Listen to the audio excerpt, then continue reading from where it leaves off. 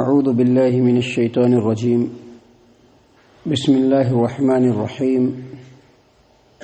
يا معشر الجن والإنس ألم يأتكم رسل منكم يقصون عليكم آياتي وينذرونكم لقاء يومكم هذا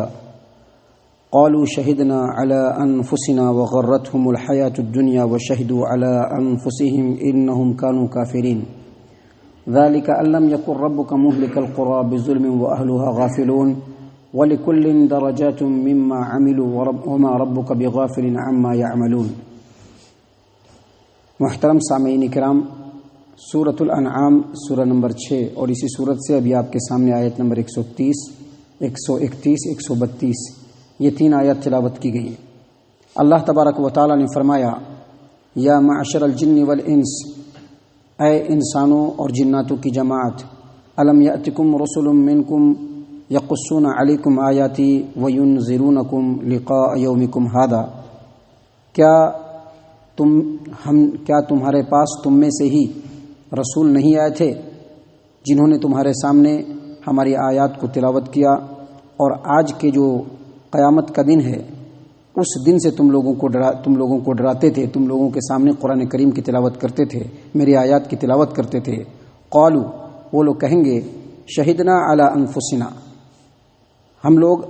اپنے خلاف خود گواہی دیتے ہیں، وغرتہم الحیات الدنیا، اور بات دراصل یہ ہے کہ دنیا کی زندگی نے ان لوگوں کو دھوکے میں ڈال دیا، جس کی وجہ سے وشہدوا علی انفسہم انہم کانوا کافرین، وہ لوگ اپنے ہی خلاف گواہی دینے پر مجبور ہو گئے کہ ان لوگوں نے ہماری آیات کا انکار کیا۔ محترم سامعین کرام، یہ جو آیت کریمہ ہے جو ابھی جس کا ترجمہ ابھی آپ کے سامنے پیش کیا گیا، یہ جو سوال و جواب ہے دراصل قیامت کے دن ہوگا۔ قیامت کے دن اللہ تبارک و تعالی سبوں کو جب جمع کریں گے تو انسانوں اور جناتوں دونوں سے پوچھیں گے کہ کیا تمہارے پاس تم میں سے ہی رسول نہیں آئے تھے جو ہماری آیات کو پڑھ پڑھ کے تم کو سناتے تھے اور قیامت کے دن سے تم کو ڈراتے تھے؟ تو اس دن خود انسان گواہی دے گا، جنات گواہی دیں گے کہ ہاں رسول آئے تھے اور ان لوگوں نے ہم کو ڈرایا بھی،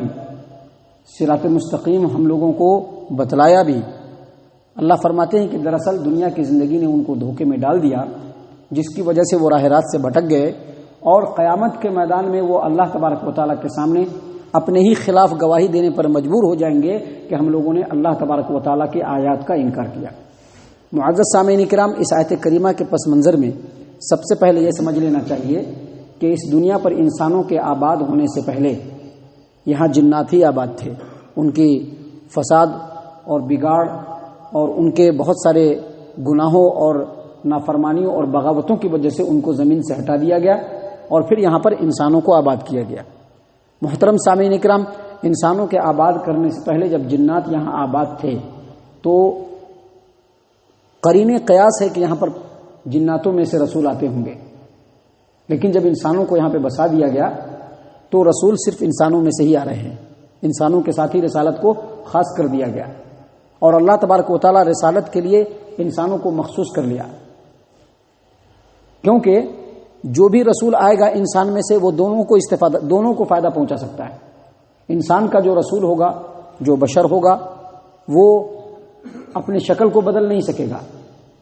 اور کہیں پر غائب نہیں ہوگا، لیکن لہٰذا جنات بھی ان سے فائدہ حاصل کر سکتے ہیں اور انسان بھی فائدہ حاصل کر سکتے ہیں۔ لیکن جناتوں میں سے اگر رسول بھیجا جاتا تو وہ غیر مرئی مخلوق ہے، وہ دکھائی نہیں پڑتے انسانوں کو، اور وہ اپنی شکل کو بدلنے کی طاقت بھی رکھتے ہیں۔ دوسری بات یہ کہ اشرف المخلوقات انسان ہے، لہٰذا جتنے بھی رسول انسانوں میں آئے وہ انسانوں کے لیے بھی اور جناتوں کے لیے بھی۔ محترم سامعین کرام، میں آپ کو بتلا دوں کہ قرآن کریم کے بعض آیات سے یہ بات بالکل ثابت ہو جاتا ہے کہ رسالت اللہ تبارک و تعالیٰ نے انسانوں کے لیے خاص کر دیا ہے۔ اللہ فرماتے ہیں، اللہ یصطفی من الملائکۃ رسلا ومن الناس، یعنی رسالت کے لیے اور پیغام رسانی کے لیے اللہ تبارک و تعالیٰ منتخب کرتا ہے فرشتوں میں سے بھی اور انسانوں میں سے بھی۔ فرشتوں میں جس کو منتخب کرتا ہے وہ انسانوں میں جو نبی ہے ان تک اپنی بات کو پہنچاتے ہیں، اور انسانوں میں جو نبی ہوتے ہیں وہ تمام اپنی قوم کے لوگوں کو یا پوری انسانیت کو اپنا پیغام پہنچاتے ہیں۔ اللہ تعالیٰ قرآن کریم سورہ یوسف آیت نمبر 109 میں کہا وما ارسلنا من قبلک الا رجالا نوحی الیہم من اہل القری، اے محمد عربی صلی اللہ علیہ وسلم، آپ سے پہلے بستی والوں میں جتنے بھی رسول ہم نے بھیجے وہ سب کے سب مرد ہوتے تھے جن کی طرف ہم اپنا پیغام وحی کرتے تھے۔ تو ان آیات سے پتہ چلتا ہے کہ رسالت انسانوں کے لیے خاص ہے، انسانوں کے علاوہ دوسروں کے لیے نہیں۔ لیکن اس آیت کریمہ کے آپ پہلے ٹکڑے پر غور کریں گے تو اللہ تبارک و تعالیٰ نے خود فرمایا یا معشر الجن والانس، اے انسانوں کی جماعت اور جناتوں کی جماعت، الم یاتکم رسول منکم یقصون علیکم آیاتی، کیا ہم نے تمہارے پاس، کیا ہماری طرف سے تمہارے پاس رسول نہیں آئے تھے جو ہمارا پیغام تم کو پڑھ کر کے سناتے تھے اور آخرت کے دن سے ڈراتے تھے؟ تو اس سے یہ پتہ چلتا ہے کہ انسانوں کے آباد ہونے سے پہلے اگرچہ جنات یہاں پر جب آباد تھے تو اس میں رسول آتے تھے، لیکن انسانوں کے یہاں پر آباد ہونے کے بعد رسالت کو انسانوں کے ساتھ خاص کر دیا گیا۔ اس کی وجہ وہی جو میں نے بتلایا۔ محترم سامعین کرام، اللہ کے رسول صلی اللہ علیہ وسلم سے جناتوں نے استفادہ کیا، اس کی بہت ساری دلیلیں ہیں، لیکن آپ کے سامنے قرآن کریم کی 2 جگہ سے ہم آیات پیش کرتے ہیں۔ پہلی جو ہے سورۃ الاحقاف آیت نمبر 29،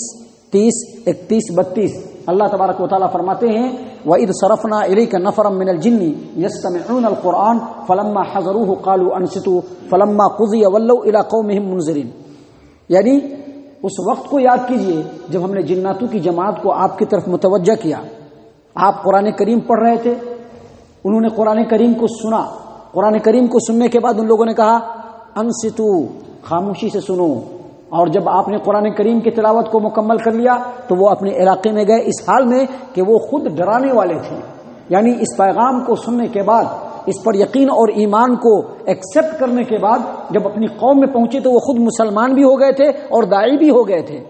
اور جب اپنی قوم میں پہنچے تو کیا کہا؟ اللہ تبارک و تعالیٰ فرماتے ہیں قالوا یا قومنا انا سمعنا کتابا انزل من بعد موسیٰ مصدقا لما بین یدیہ یہدی الی الحق و الی طریق مستقیم، ان لوگوں نے اپنے قوم کے لوگوں سے کہا کہ اے میری قوم کے لوگوں، ہم نے ایسا کلام سنا ہے جو موسیٰ کے بعد، یہ کلام ہم نے پہلی مرتبہ سنا ہے، یعنی موسیٰ پر جو کتاب نازل ہوا، موسیٰ پر جو کتاب نازل ہوئی اس کے بعد یہ کتاب ہم نے سنی ہے، یہ آواز ہم نے سنی ہے، یہ کلام ہم نے سنا ہے جو حق کی رہنمائی کرتا ہے اور صراط مستقیم کی رہنمائی کرتا ہے۔ آپ دیکھیے یہاں پر جناتوں نے کیا کہا کہ اللہ کے رسول صلی اللہ علیہ وسلم کا کلام بالکل ویسا ہی ہے جیسے وہ کلام تھا جو موسیٰ پر نازل ہوا۔ اس کا مطلب یہ ہے کہ موسیٰ علیہ السلام کے کلام سے بھی استفادہ کیا تھا جنوں نے۔ اور پھر آگے مزید اللہ تبارک و تعالیٰ نے فرمایا کہ اے میری قوم کے لوگوں، ان لوگوں نے کہا کہ اے میرے قوم کے لوگوں، جو داعی دعوت دے رہا ہے، اجیبوا داعی اللہ وآمنوا بہ، یہ داعی کی دعوت کے اوپر لبیک ہو، یہ جو قرآن اور قرآن کو پڑھنے والے محمد عربی صلی اللہ علیہ وسلم جس بات کی طرف بلا رہے ہیں اس کو ایکسپٹ کرو اور ایمان لے آؤ، تو اللہ تبارک و تعالیٰ تمہارے گناہوں کو بخش دے گا اور تم کو دردناک عذاب سے پناہ میں لے لے گا۔ اور پھر کہا جنات نے اپنی قوم کے لوگوں سے کہ اے میرے قوم کے لوگوں، اگر تم نے داعی کی دعوت کے اوپر لبیک نہیں کہا، اس کو ایکسپٹ نہیں کیا، اس کو رد کر دیا، اس کو چھوڑ دیا، تو اللہ تبارک و تعالیٰ کو اس زمین پر تم عاجز نہیں کر سکو گے اور اللہ کے علاوہ تمہارا کوئی مددگار بھی نہیں ہوگا۔ اور جو لوگ داعی کے اس دعوت کو اگر ٹھکرائیں گے تو یقینی طور پر وہ کھلی ہوئی گمراہی میں ہیں۔ تو محترم سامعین کرام، دیکھیے یہ جو آیات ہیں، ان آیات میں اللہ تبارک و تعالیٰ نے واضح طور پر صاف کر دیا کہ اللہ کے رسول صلی اللہ علیہ وسلم جو رسول بن کر کے آئے، ان کی رسالت انسانوں کے لیے بھی تھی اور جناتوں کے لیے بھی تھی۔ محترم سامعین کرام، آپ دیکھیے قرآن کریم میں سورہ جن ہے، اللہ تبارک و تعالیٰ نے کیا فرمایا؟ قل اوحی الی انہ استمع نفر من الجن فقالوا انا سمعنا قرآنا عجبا، اے محمد عربی صلی اللہ علیہ وسلم آپ کہہ دیجئے کہ اللہ تبارک و تعالیٰ نے میری طرف وحی کی۔ کیا وحی کی؟ استمع نفر من الجن، جناتوں کی ایک جماعت نے قرآن کریم کو سنا، وقالوا اور کہا انا سمعنا قرآنا عجبا، میں نے بڑا ہی بہترین اور پسندیدہ اور عجیب و غریب کلام سنا ہے، یہدی الی الرشد، جو ہدایت کی طرف، اچھائی کی طرف، خیر کی طرف، نیکی کی طرف رہنمائی کرتا ہے۔ آمنا بھی، لہذا ہم اس قرآن پر ایمان لائے، اللہ پر ایمان لائے اور اپنے رب کے ساتھ کسی کو شریک نہ ٹھہرائیں گے۔ تو آپ دیکھیے انسانوں کے آنے کے بعد رسالت جو ہے وہ انسانوں کے ساتھ خاص ہو گئی، کیونکہ انسان اشرف المخلوقات اور انسان بشر ہے، اپنی شکل کو بدل نہیں سکتا ہے، لہذا جنات اور انسان دونوں یکساں طور پر انسان جو رسول ہوں گے ان سے استفادہ کر سکتے ہیں، لیکن جناتوں سے ایسا نہیں کیا جا سکتا ہے۔ اللہ تبارک و تعالیٰ نے اسی بات کو واضح طور پر یہاں پر بیان کیا کہ کل قیامت کے میدان میں ہم جناتوں اور انسانوں سے پوچھیں گے کہ کیا تمہارے پاس تمہیں میں سے رسول نہیں آئے تھے جو ہماری آیات کی تلاوت کرتے تھے اور تم کو ہمارے اس والے دن سے ڈراتے تھے؟ تو اس دن وہ لوگ خود کہیں گے شہدنا علی انفسنا، ہم لوگ خود اپنے خلاف گواہی دیتے ہیں، کیونکہ دنیا میں رسول کا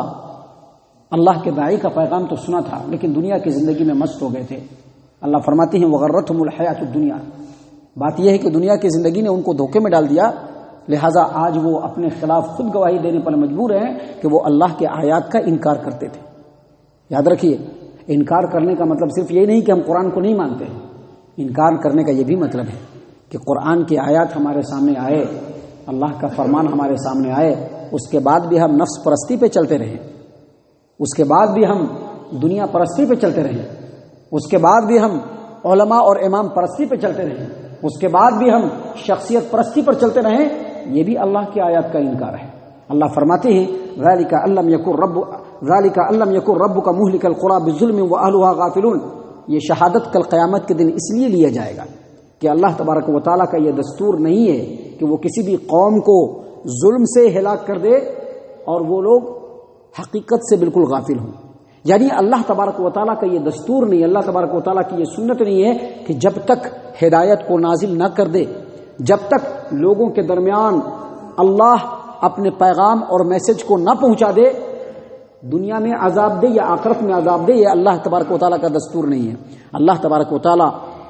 اپنے آیات کو نازل فرماتا ہے، یہی وجہ ہے کہ انسانوں اور جناتوں کی رہنمائی کے لیے اللہ تبارک و تعالیٰ نے بے شمار پیغمبر کو بھیجا۔ اللہ نے قرآن کریم میں ایک جگہ پہ فرمایا ہے وَإِن مِّن قَرْيَةٍ إِلَّا خَلَا فِيهَا نَذِيرٌ، جتنی بھی بستیاں ہیں ہر بستی میں ہم نے پیغمبر کو بھیجا ہے،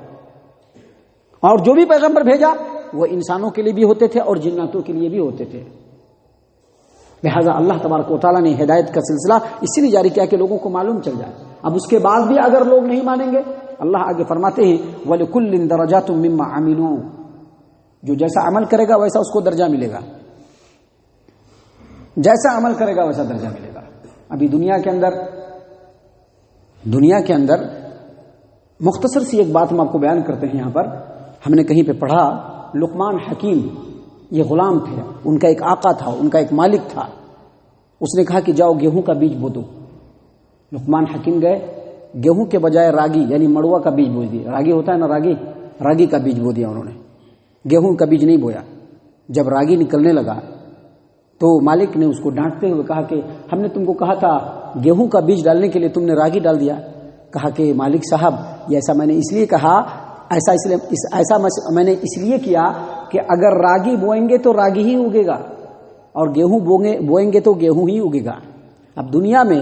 اگر جنت پانے والا عمل کریں گے تو جنت ہی ملے گا، لیکن دنیا میں نفس کے پیچھے بھاگتے رہیں گے، اپنے خواہشات کے پیچھے بھاگتے رہیں گے، قرآن کو چھوڑ کر کے دائیں بائیں کرتے رہیں گے، تو پھر آخرت میں اچھی امید نہیں رکھنا چاہیے۔ جیسا بوئیں گے ویسا پائیں گے، بوئیں گے ببول تو ملے گا آخرت میں ببول کا کانٹا ہی، گلاب بوئیں گے تو گلاب ملے گا۔ تو اللہ تبارک و تعالیٰ نے یہاں پر اسی بات کو یہاں پر بیان کیا وَلِكُلٍّ دَرَجَاتٌ مِّمَّا عَمِلُوا، ان کے عمل کے مطابق ان کو درجہ دیا جائے گا، جیسا عمل ہوگا ویسا درجہ ملے گا۔ اور آگے مزید کہہ دیا کہ انسان اس دھوکے میں نہ رہے کہ اللہ تبارک و تعالیٰ بے خبر ہے۔ اللہ مزید آگے فرماتا ہے وَمَا رَبُّكَ بِغَافِلٍ عَمَّا يَعْمَلُونَ، لوگوں کے کرتوتوں سے، ان کے اعمال سے اللہ تبارک و تعالیٰ بے خبر نہیں ہے۔ اللہ تبارک و تعالیٰ اس کے اندر کے حالات کو بھی دیکھ رہا ہے، دلوں کے اندر کے حالات کو،